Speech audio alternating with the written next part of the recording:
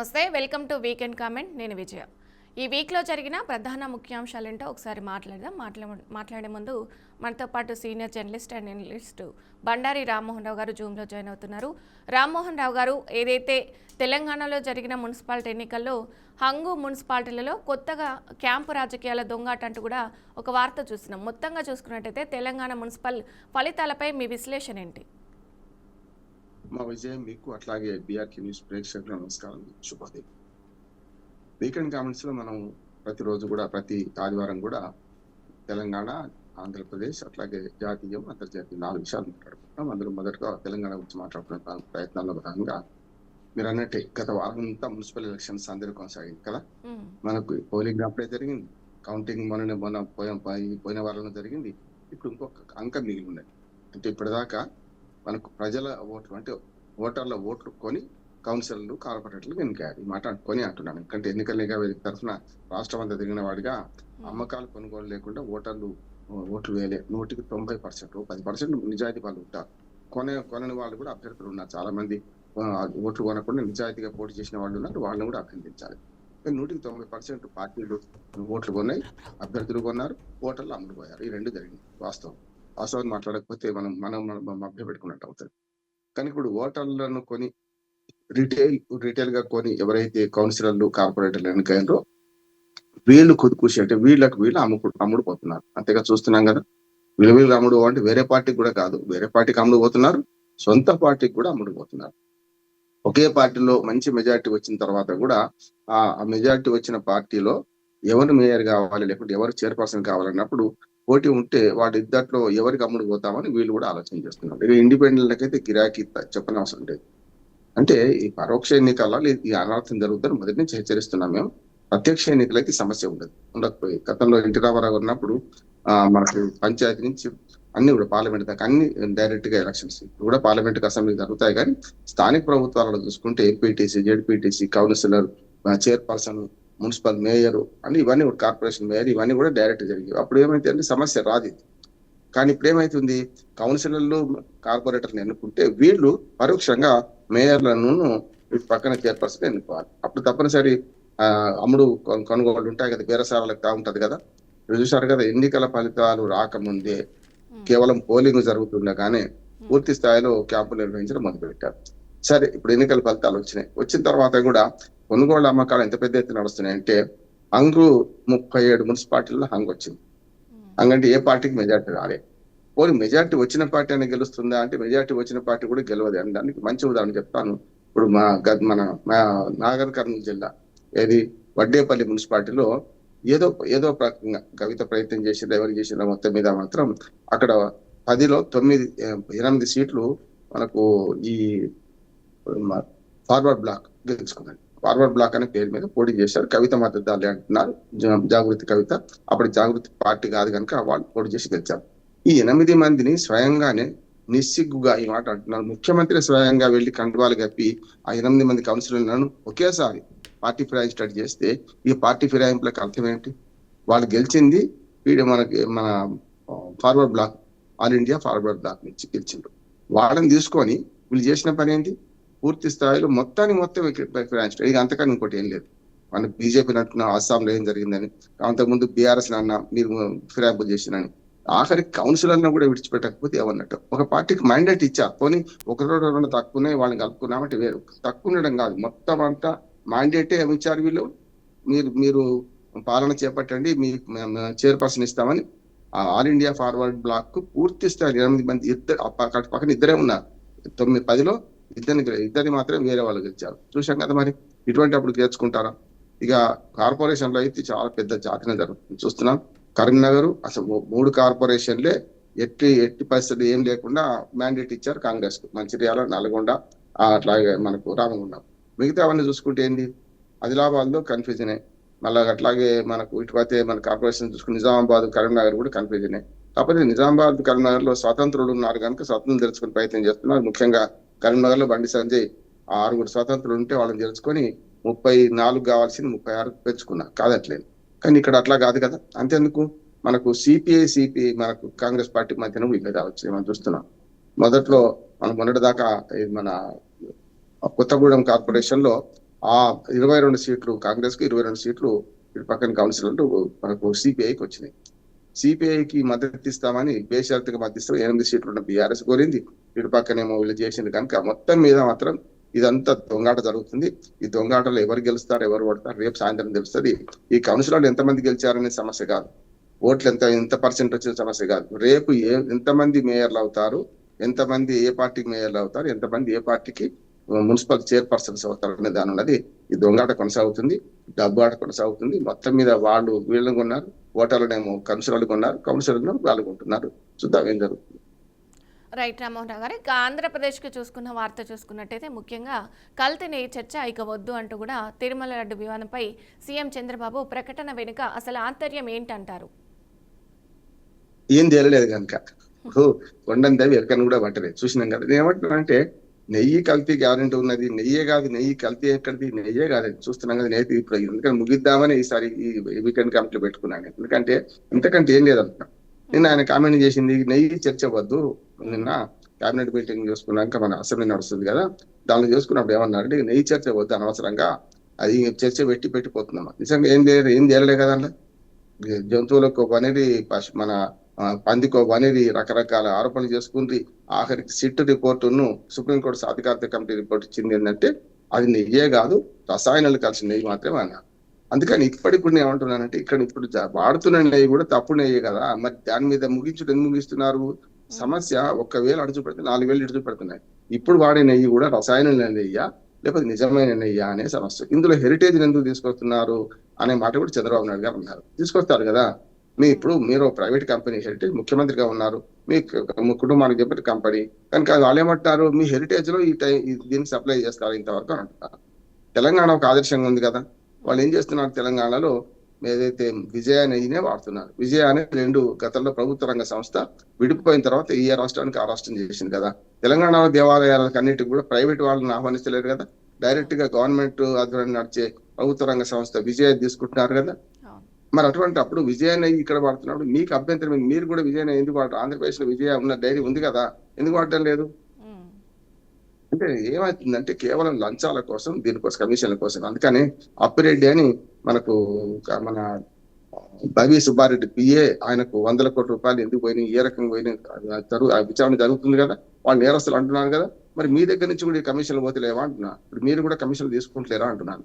అందుకని ఇదంతా ఎట్లా ఉందంటే చర్చ ముగించడానికి కారణం ఏంటంటే ఏ మాత్రం ఎవరి అప్రమేయం ఉందని తేలలేదు కనుక, అధికారులుగా మాత్రమే తేలింది కనుక ఆనాడు మన ఎవరైతే ఐఏఎస్ ఆఫీసరు అట్లాగే ఎగ్జిక్యూటివ్ ఇంజనీర్ వాళ్ళని మాత్రమే చేస్తారు, ఎగ్జిక్యూటివ్ ఆఫీసర్ వీళ్ళని మాత్రమే బాధ్యత చేసుకుంటూ కేసులు పెట్టమని మనకు ఆ కమిటీ రిపోర్ట్ ఇచ్చింది కదా. వాళ్ళతో పాటు ఆనాటి మన కమిటీ మన ఎవరి చైర్మన్ అయిన వైవి సుబ్బారెడ్డి, అంతకుముందు కరుణాకర్ రెడ్డి, వీళ్ళ మీద పెట్టి ఎందుకు పెట్టలేదు అని వీళ్ళు అనుకుంటున్నారు. వాళ్ళ మీద పెట్టడానికి ఎలాంటి ఆధారం దొరకలే. కాకపోతే ఆ పిఏ రెడ్డి ఇంకెవరైనా ఆయన పేరు మాత్రం దొరికింది, ఆయన పేరు మీద ఫోన్ వాడారని చెప్పారు. అవన్నీ చేశారు కదా. ఈ నెయ్యి మీద చర్చ అవసరం లేదంటే ఏమన్నట్టు, మరి ఇక్కడ ముగిద్దామా లేకుంటే దోషులు ఎవరు తేల్చాలంటున్నా. ఇంత గందరగోళం జరిగింక ప్రజల నుంచి నేను అడుగుతుంది ఏంటంటే ఎట్టి పరిస్థితుల్లో దీని మీద గందరగోళం తెరదించండి, విచారణ జరిపించాలి, దోషులు ఎవరు శిక్షించండి అని కోరదాం. ఎందుకంటే ఇంత చేసి మరి ముగిద్దాం, చెరువులు దులుపుకుందాం అంటే లాభం లేదు కదా. బట్టగాల్చి మీదేస్తాం, ఇక తర్వాత మీరు దులుపుకోండి అంటే అసలుకే వేసలు వచ్చింది కనుక చంద్రబాబు నాయుడు గారు ఈ విషయంలో ఏది ఇప్పటికి ముగిద్దాం అనే మాటలో ఇంత ఆంతర్యం ఉంది అనుకుంటున్నాను. ఒకటి చెప్తే 2 వస్తున్నాయి ముందరికి కనుక దీన్ని ముగించే ప్రయత్నం చేస్తున్నారు. ముగించొద్దు, ఖచ్చితంగా దోషులు ఎవరో తేల్చాలి. నెయ్యి కరెక్ట్ కాకపోతే మరి మా అందరి ఆరోగ్యం చెడిపోతాయి కదా కల్తీ నెయ్యి అయితే. అందుకని ప్రజల ముఖ్యంగా మనోభావాల దృష్ట్యా, భక్తుల మనోభావాల దృష్ట్యా ఇది పూర్తి స్థాయిలో విచారణ జరిపించి దోషులు ఎవరో తేల్చి శిక్షించాలని కోరదామా. రైట్ రామ్మోహన్ గారు, మరో వార్త చూసుకున్నట్టయితే జాతీయంగా గత వారం జరిగిన వార్త చూసుకున్నట్టయితే పార్లమెంటు సాక్షిగా గత వారం అసలు ఏం జరిగింది, ముగిసిన పార్లమెంటు సమావేశాలు, పార్లమెంటుకు సంబంధించి అక్కడ జరిగిన సన్నివేశాలు ఏంటో ఒకసారి మీ విశ్లేషణ. ఖచ్చితంగా ఏంటంటే పార్లమెంట్ సమావేశాలు నిన్నటికి మొన్న శనివారానికి ముగిసినాయి. ఎందుకు ముగిసినాయి అంటే తాత్కాలికంగా మళ్ళీ 9 మార్చి నుంచి మళ్ళీ మొదలవుతాయి. అంటే మొన్న బడ్జెట్ సమావేశాలు అవి ఫిబ్రవరి 1 నాడు బడ్జెట్ ప్రవేశపెట్టే ఆనవాయితీ ఉన్నది. గతంలో ఫిబ్రవరి 28 చివరి రోజు ప్రవేశపెట్టేవారు. అప్పుడు ఏమైంది అంటే బడ్జెట్ అంచనా వేసుకోవడం, మళ్ళీ రాష్ట్రాలు కూడా మరి ఏప్రిల్ 1 నుంచి ₹1 ఖర్చు పెట్టానన్నా కేంద్రకైనా రాష్ట్రాలకైనా బడ్జెట్ ఆమోదించకుండా చట్టం చెప్తుంది ఏంటంటే ₹1 ఖర్చు పెట్టానన్నా ఏప్రిల్ 1 నుంచి ఖచ్చితంగా అంతకు ముందే బడ్జెట్ ఆమోదించాలి, అసెంబ్లీలు కానీ పార్లమెంట్ కానీ. అందుకని అసెంబ్లీలకు వెసులుబాటు ఇచ్చుకుంటూ పార్లమెంట్ బడ్జెట్ ను గతంలో కంటే ఒక నెల ముందు జరిపారు. ఫిబ్రవరి 1 నాడు ప్రవేశపెడుతున్నారు. గత 6-7 బడ్జెట్లు అట్లాగే ఫిబ్రవరి ఎన్డీఏ కూటమి వచ్చిన తర్వాత ఫిబ్రవరి 1 ప్రవేశపెడుతున్నారు. అంతకుముందు ఫిబ్రవరి 28, 27 అట్లా ప్రవేశపెట్టేవాళ్ళు. అట్లా చూసుకుంటే ఇప్పుడు ఈ బడ్జెట్ ప్రవేశపెట్టే క్రమంలో బడ్జెట్ సమావేశాలలో మొదట్లోనేమో పెద్ద ఎత్తున గందరగోళం ఏంటంటే బడ్జెట్ ప్రవేశపెట్టే క్రమంలోనే రాష్ట్రపతి ప్రసంగం, అంతకుముందు రాష్ట్రపతి ప్రసంగానికి ధన్యవాదాలు తెలిపే తీర్మానం పక్కన పెట్టి ఆ మాజీ సైనికాధికారి మన నరవాణి ముకుంద్ మనోజ్ నరవాణి ఇది రాసిన పుస్తకంలోని కొన్ని పేజీలను నిర్మించుకుంటూ పార్లమెంట్ సాక్షిగా రాహుల్ గాంధీ గారు చర్చకు లేవదీశారు. అసలు బడ్జెట్ సంగతి విడిచిపెట్టి ఇట్లా చేస్తారు అనే మాట వచ్చినప్పుడు పెద్ద ఎత్తున మహిళా ఎంపీలు ఉండి మనకు ప్రధానమంత్రి గొడవ చేసే ప్రయత్నం చేశారని గొడవ జరిగింది, బయటకు పోయిండ్రు, అయిపోయింది. వాయిదాల పర్వం ఎట్లా కొనసాగిందంటే ఈ పార్లమెంట్ సమావేశాలు 4-5 రోజులు ఏమీ చర్చ జరగలేదు. వాయిదాలు 15 నిమిషాలకు ఒకసారి వాయిదా పడ్డాయి. రాహుల్ గాంధీ నేను ప్రతిపక్ష నాయకుడిని, నాకు మాట్లాడే అవకాశం ఇస్తలేరు అన్న. బడ్జెట్ మీద మాట్లాడండి అయ్యా, మీరు వేరే మాట్లాడితే ఎట్లా అనేమో ఇటు పక్కన ప్రభుత్వం అంటుంది. ప్రభుత్వం పార్లమెంటరీ వ్యవహారాల శాఖ మంత్రి కూడా అన్నారు బడ్జెట్ మీద తప్ప అన్ని మాట్లాడతానని ఆయన అన్నారు. దానిలో ఏమైంది, ఈ నరవాణి పుస్తకం మీద చర్చకు వచ్చిన సందర్భంలో మరి మహిళా ఎంపీలు దాడి చేసే క్రమం ఉందని చెప్పి మన రాష్ట్రపతి ప్రసంగానికి ధన్యవాదాలు తెలిపే తీర్మానం మీద చివరిగా ప్రసంగం చేయాల్సిన పార్లమెంట్ ప్రధానమంత్రి ప్రసంగం చేయలేకుండా ఆ రోజు సభకు హాజరు కాకపోవడానికి కారణం ఏమిటి అనంటే గతంలో 2024లో ఇట్లాంటి మన్మోహన్ సింగ్ గారు కూడా ఇది ఇట్లా చేయలేదు, ఇది అసాధారణం ఏం కాదు. కానీ మొన్న ప్రధానమంత్రి గారు రాష్ట్రపతి ప్రసంగానికి ధన్యవాదాలు తెలిపే తీర్మానం మీద మరి చివరి ప్రసంగం చేయకపోవడానికి ప్రధాన కారణం ఏంటంటే మనకు మహిళా ఎంపీలు కొందరు ఆమె ప్రధానమంత్రి మీద భౌతిక దాడి చేయబోయారు, అంతకుముందు ప్లాన్ చేసుకున్నారని స్పీకరే ఓం బిర్లా గారు ప్రకటించారు. అది చాలా తీవ్రమైన సమస్య. మనం కూడా మాట్లాడుకున్నాం. ఇది ఎంత తీవ్రమైన సమస్య అంటే ఒక ప్రధానమంత్రికి పార్లమెంట్ లోపలనే భద్రత లేకపోతే మరి బయట భద్రత ఎట్లున్నట్లు లెక్క, విదేశాల్లో నవ్వుకోరా. అందుకని మనం ఏం డిమాండ్ చేసినామంటే అయ్యా మీరు స్పీకర్ గారు చెప్పింది కరెక్ట్ అయితే ఇంతకంటే దుర్మార్గం ఇంకోటి ఏం లేదు. ఏ మెంబర్ దాడి చేద్దాం అనుకున్నారో, ఏ పార్టీ వాళ్ళు దాడి చేద్దాం అనుకున్నారో వాళ్ళని లిస్ట్ అవుట్ చేయాలి, వాళ్ళని సభ నుంచి శాశ్వతంగా బహిష్కరించాలి, చేయాలి కదా. ప్రధానమంత్రి మీద దాడి చేయడానికే సిద్ధపడ్డారు అని చెప్పి ఒక మాట స్పీకర్ గారు, ఇంకెవరంటే వేరు పార్టీలు అనుకుంటే వేరు, బీజేపీ పార్టీ ఆరోపించింది అనుకోండి అది ఉట్టిదే ఫ్లాష్ అనుకోవచ్చు. కానీ స్పీకర్ గారి ప్రధానమంత్రి సభకు రాకపోవడానికి కారణం నేనే వద్దన్నాను, మీ మీద దాడి చేసే అవకాశం ఉందని చెప్పి అన్నాడంటే అర్థం చేసుకోవచ్చు కదా ఎంత దుర్మార్గం జరుగుతుందో. కానీ నేను ఏమంటున్నా అంటే ఇది కావాలని స్పీకరే తప్పు చెప్పిండా లేకపోతే ఇటు పక్కన మరి ప్రతిపక్షం కరెక్టా తెలవాలి కదా. అందుకని ప్రతిపక్ష డిమాండ్ ని సమర్థిస్తున్నాం. ఎందుకంటే స్పీకర్ తప్పు చెప్తే ఇంకా తప్పు కాదు, అది నిజంగానే లేదనుకుంటే ప్రధానమంత్రి రాకపోవడం తప్పు. ఈ రెండిట్లో ఏది జరిగిందని ఉండాలి. ఇది పక్కన పెట్టి ఏం చేశారు, మళ్ళీ నరవాణి పుస్తకం మీద చర్చ. ఆ పుస్తకం ప్రింట్ కాలేదు, ప్రింట్ అయింది, దాని మీద చర్చ.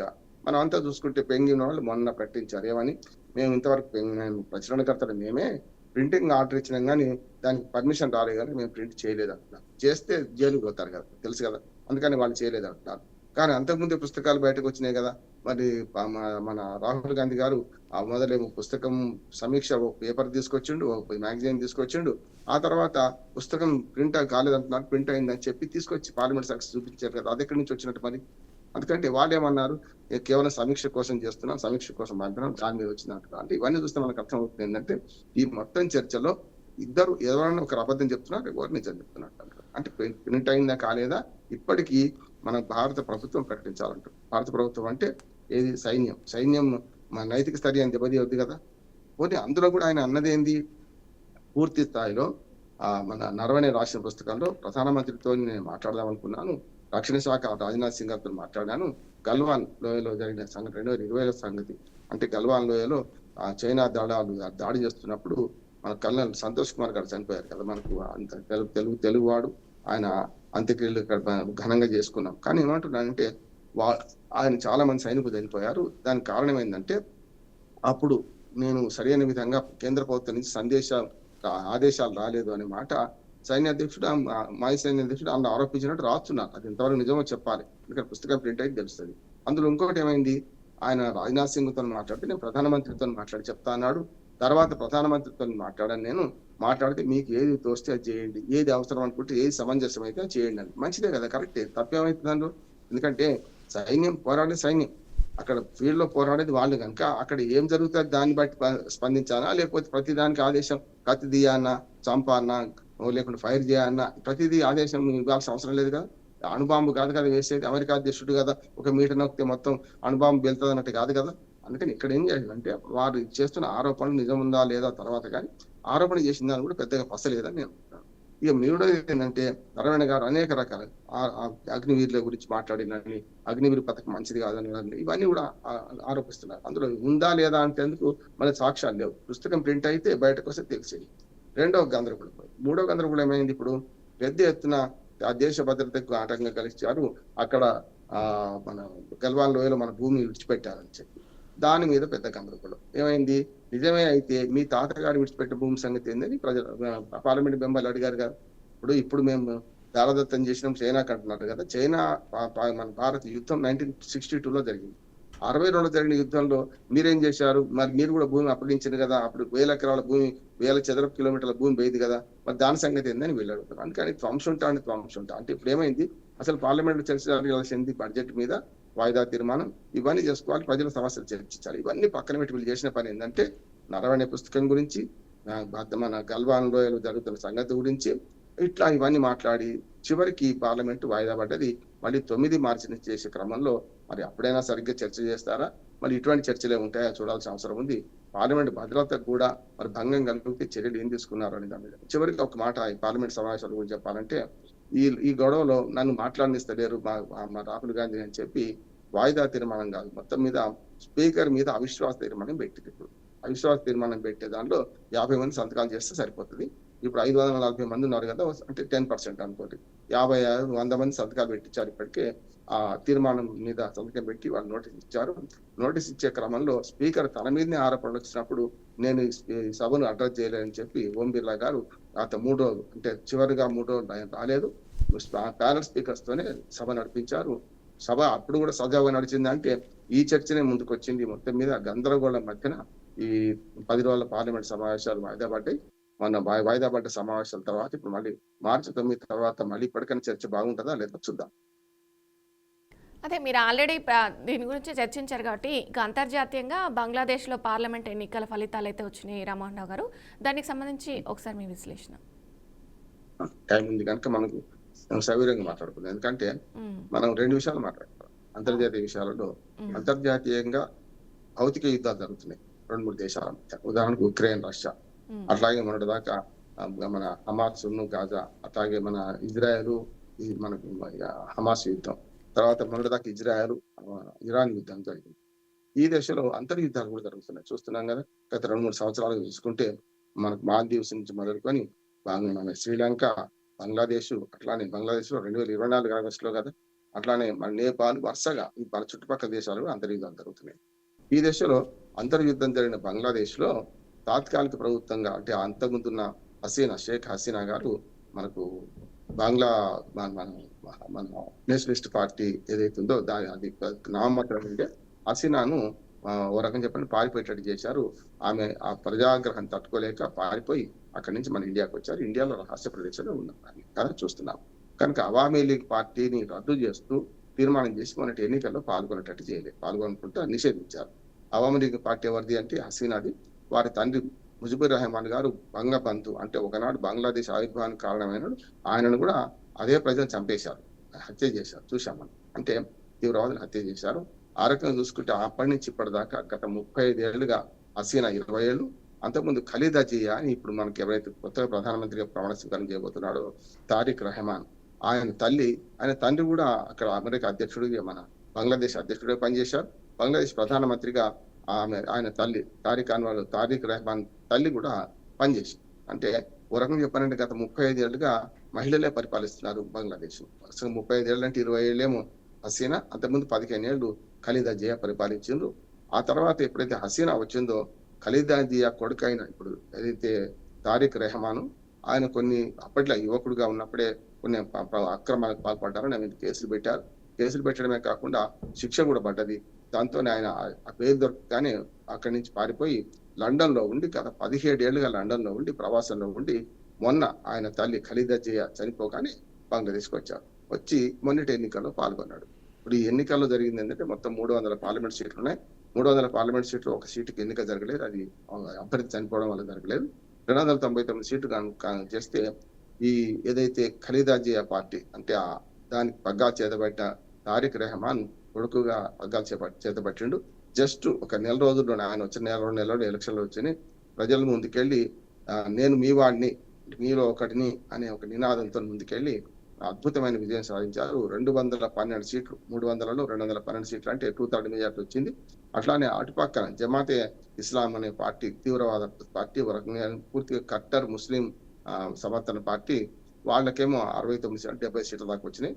చిన్న చితక పార్టీలు కలిసి మిగతా ఆయన వచ్చినాయి. అంటే ఆ వర్గం చూసుకుంటే ఇవాళ కొంచెం తీవ్రవాద మూలాలున్న పార్టీ ఓడిపోయింది. కొంత డెమోక్రటిక్ భావాలున్న పార్టీ ఏదైతే మనకు బంగ్లా నేషనలిస్ట్ పార్టీ తారిక్ రెహమాన్ ఆధ్వర్యంలో ఉన్న పార్టీ గెలిచింది. కొంచెం సంతోషం అంటున్నాం. కానీ వీళ్ళు కూడా తక్కువైంది. మనకు భారత వ్యతిరేకంగా గతంలో ఆయన తల్లి ఉన్నప్పుడు ప్రవర్తించిన సందర్భం చూసినాం. హసీనా వచ్చిన తర్వాత కొంత మెరుగుపడ్డది. కానీ హసీనా మీద ఆరోపణలు ఏంది, ఆమె పూర్తి అవినీతి పాల్గొనాలని. అందుకనే జంజీ ఎందుకు తిరుగుబాటు చేసింది ఆమె మీద అంటే పాలన బాగున్నా లేకున్నా అంతర్జాతీయ సంబంధాలు ఎట్లా ఉన్నా మా దేశంలో మీరు దోచుకుంటున్నారు, మన దేశంలో దోచుకుంటున్నారు, మిమ్మల్ని విడిచిపెట్టేది లేదని చెప్పి అధ్యక్ష భవనం మీద ప్రధానమంత్రి కార్యాలయం మీద పెద్ద ఎత్తున దాడి చేసి విధ్వంసం సృష్టించారు. అప్పుడే పారిపోయి వచ్చింది. 24 ఆగస్టు సంక్షోభం అంటాం మనం. అంటే దాదాపు 1.5 ఇయర్ క్రితం జరిగిన సంక్షోభానికి ఇప్పుడు తెరబడుతుందా లేదా ఆలోచన. ఎందుకంటే ఎన్నికలు జరిగినాయి కదా, ప్రజాస్వామ్య ప్రభుత్వం ఏర్పడుతుంది కదా, అది తెరబడుతుందా లేదా ఆలోచించాలి. అంతకంటే ముందు జరుగుతుంది ఏంటంటే ఈ 1.5 ఇయర్ లో ఈ ఎవరైతే యూనస్ గతంలో నోబెల్ బహుమతి గ్రహీత, ఆయన మంచి మేధావి, ఆయన సహకార రంగంలో ముఖ్యంగా సహకార డైరీ రంగంలో చాలా బ్రహ్మాండంగా పనిచేసిన వాడు, అన్ని సహకార రంగాల్లో మహిళలను ఉత్తేజపరిచిన వాడు, అంతే నోబెల్ బహుమతి వచ్చింది. ఆయనను తాత్కాలిక పాలకుడిగా పెడితే ఆయన చేసిన పని ఏంటంటే పూర్తిగా భారత్ మీద విద్వేషం వెలగెక్కిండు. అటుపక్కన మన భారతదేశ భూభాగాన్ని వలదాము చూపించుకున్నాడు, చైనాకు అనుకూలంగా ప్రవర్తించిండు. ఇప్పుడు ప్రజాస్వామ్య ప్రభుత్వం వచ్చింది కనుక ఎట్లాగో నేను ప్రమాణ స్వీకారం చేసిన తర్వాత ఇప్పుడు ప్రధానమంత్రిగా తారిక్ రెహమాన్ నియామకమైండు. ఆయన పార్టీ మెజార్టీ సాధించింది కనుక అవుతారు. ఇవాళ రేపట్లో ప్రమాణ స్వీకారం కూడా చేస్తారు. తర్వాత జరిగేది వాటి నెక్స్ట్ అంటే నా ఉద్దేశం ఏంటంటే వారి ఎన్నిక కాగానే మన ప్రధానమంత్రి వెంటనే శుభాకాంక్షలు తెలిపిండు. అది పరస్పరం మనకు 2 దేశాల మధ్య సంబంధం కనుక కొత్త ప్రధానిగా ఎన్నికైన మనకు తారిక్ రెహమాన్ కు శుభాకాంక్షలు తెలిపిండు. మనమైతే స్నేహహస్తం అందించినాం. ఈ స్నేహహస్తాలు అందుకుంటారా లేకపోతే తిరస్కరిస్తారా అనేది వాళ్ళది.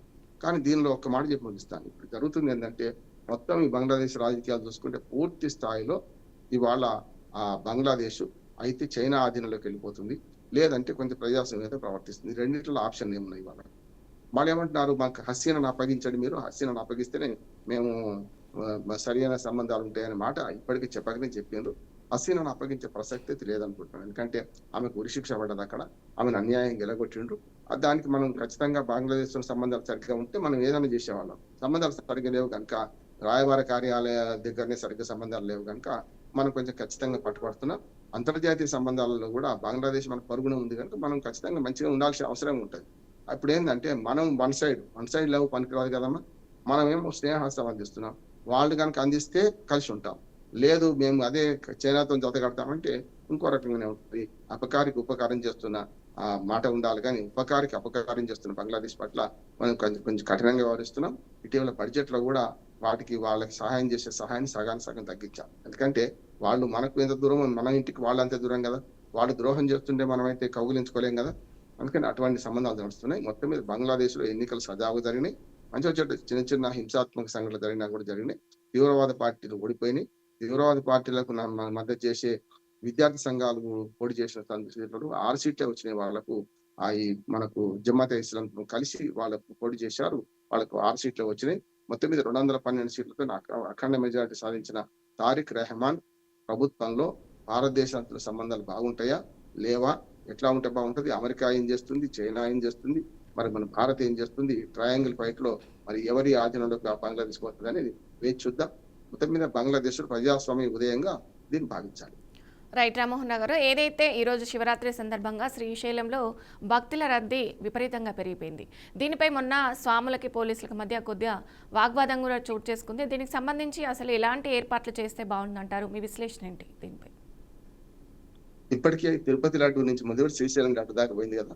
ఇప్పటికైనా కలిసి లేని లడ్డూలు అందించాలని నేను కోరుతున్నాను. ఎందుకంటే మళ్ళీ అక్కడ కూడా అదే గొడవ జరుగుతుంది. కాకపోతే మళ్ళీ విజయ డైరీకి అప్పచెప్పారంటే అదొకటి. రెండోది ఏంటంటే శ్రీశైలం దారి ఏదైతే ఉందో కృష్ణా నది దాటి అటు నుంచి ఇటు నుంచి వచ్చినా ఖచ్చితంగా ఇటు నుంచి మనకు మన తెలంగాణ నుంచి హైదరాబాద్ నుంచి పోవాలన్నా, ఇటు నుంచి పోవాలన్నా, మిగతా ఆంధ్రప్రదేశ్ ప్రాంతం నుంచి పోవాలన్నా నది దాటాల్సిన అవసరం ఉంది. కృష్ణా నది అవతలకి ఉంటుంది కనుక అటు రాయలసీమ వైపు నుంచి మాత్రం అటు దగ్గరే ఉంటుంది కనుక అట్లా చూసుకుంటే ఇప్పటికీ ఇంకొక మన బ్రిడ్జ్ కట్టాల్సిన అవసరం ఉంది అంటున్నారు. రోడ్డు వెడల్పు చేయాల్సిన అవసరం ఉంది అంటున్నారు. ఇంతెందుకు కేంద్ర ప్రభుత్వం మంజూరు చేసిన మన ఏదైతే మన ఎలివేటెడ్ కారిడార్ ఉందో మనకు మహబూబ్నగర్ జిల్లా ద్వారా అది అయితే ఇంకా రద్దీ తక్కువైంది. వరకు శ్రీశైలానికి దగ్గర దారి ఏర్పడేది దాదాపు 80 కిలోమీటర్ల దూరం తప్పేది కూడా. ఈ ఘాట్ రోడ్ కూడా తప్పేది. ఇట్లాంటివన్నీ చాలా ముందు జాగ్రత్త చేయాల్సింది. ఒకనాడు పండుగ నాడు చేసే పని కాదు. కానీ ఇప్పటికైనా సరే ఈ రహదారుల ఏర్పాటు బాగా చేసేది ఉండే కానీ కాలేదు.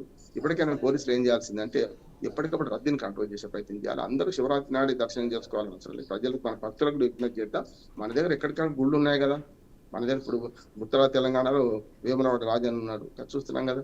అట్లా చాలా ఉన్నాయి కనుక మనకు ఇక్కడికక్కడ రద్దీ తక్కువ చేయడానికి స్థానిక దేవాలయాలు సందర్శించండి. శ్రీశైలం బొడ్డి శివరాత్రి నాడు కాకుండా వేరే రోజు పోతే బాగుంటుంది మన భక్తుల సలహా ఇద్దాం. తగిన ఏర్పాట్లు చేసి ఇట్లాంటి రద్దీ జరగకుండా చూడాల్సిన బాధ్యత ప్రభుత్వానికి పోలీసులు. రైట్ రామ్మోహన్ రావు గారు, ధన్యవాదాలు. చాలా మంచి విశ్లేషణ ఇచ్చారు. థ్యాంక్ యూ సో మచ్ అండి రామ్మోహన్ రావు గారు.